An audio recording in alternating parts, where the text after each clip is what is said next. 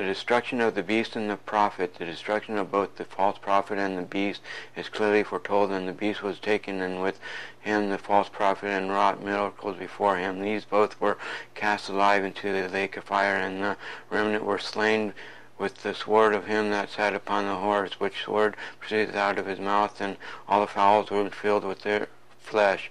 Revelation 19:20 verse 20 and 21. Their final end is accomplished by being cast into the lake of fire. But the rest of the world, the remnant, were all slain with the sword which proceeded out of his mouth, and the fowls were filled with their flesh. The lake of fire into which the beast and the false prophet are cast cannot be at the coming of Christ in the clouds, for the wicked are not destroyed by fire at that time, but with the spirit of his mouth, and shall destroy with the brightness of his coming. 2 Thessalonians chapter 2 verse 8.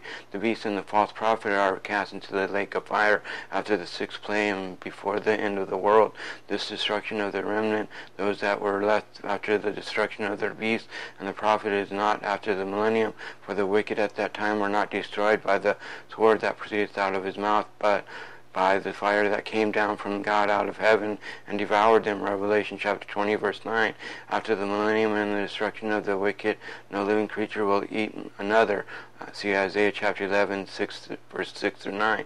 Hence the beast and false prophet are cast into the lake of fire.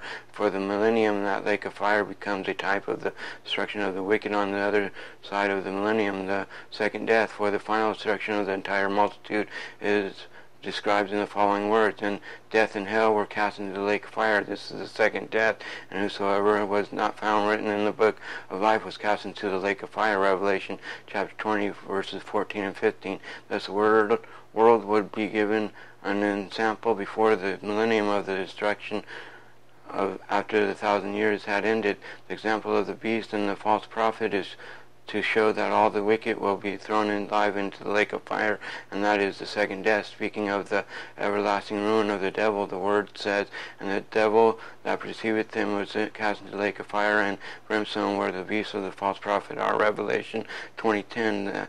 That is, the beast and the false prophet do not come up the second resurrection, exemplifying that there is no resurrection from the second death again. We see there is a type of for every event, and that none despise types, for where there is no type there is no truth. Number 666 is further proven by the destruction of the man of sin.